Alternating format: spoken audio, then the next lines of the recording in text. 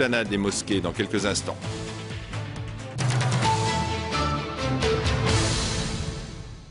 Un succès pour les syndicats, 100 000 personnes dans les rues de Bruxelles, 80 000 affirme la police. Le Front commun syndical a réussi à mobiliser ses troupes contre les mesures prises par le gouvernement Michel. Sur certains calicots, on pouvait lire non aux taxes shift, oui à l'emploi.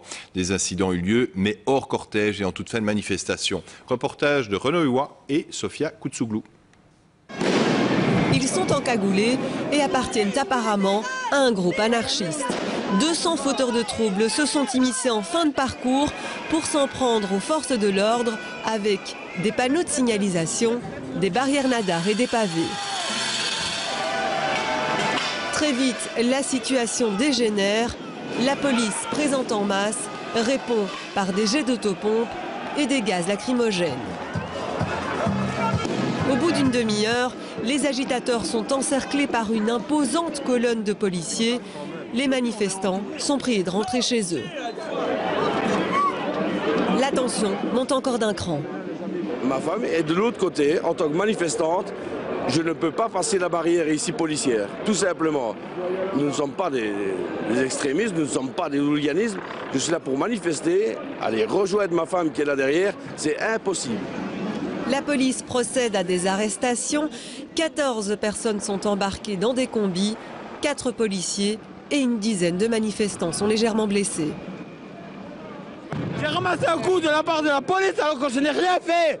Pourquoi est-ce qu'ils vous ont frappé? Pourquoi? Parce que je leur ai montré ma montre, je leur ai montré l'heure, j'aurais dit la manif, c'est jusqu'à 15 h, c'est tout ce que j'aurais dit.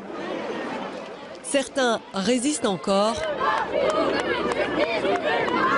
mais la police les dirige vers la gare du Midi à coups de matraque et de bouclier. Vers 15 h, la place est finalement évacuée. Une heure plus tôt, au même endroit, les syndicats faisaient leur discours sur le podium, se félicitant de la forte mobilisation. Camarades, nous étions aujourd'hui plus de 100 000.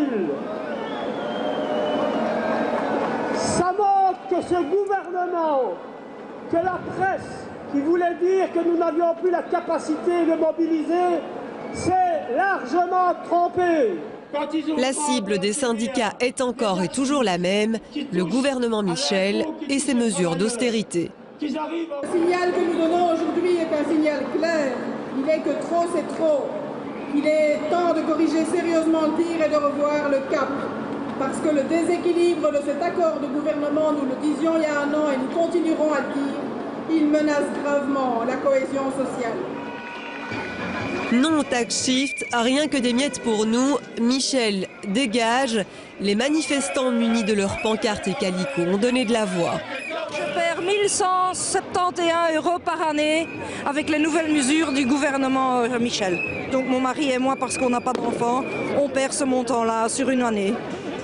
Et si la plupart des manifestants sont venus en groupe, Bettina, elle, est seule dans le cortège, mais elle tenait à être là pour dénoncer son statut précaire d'aide ménagère.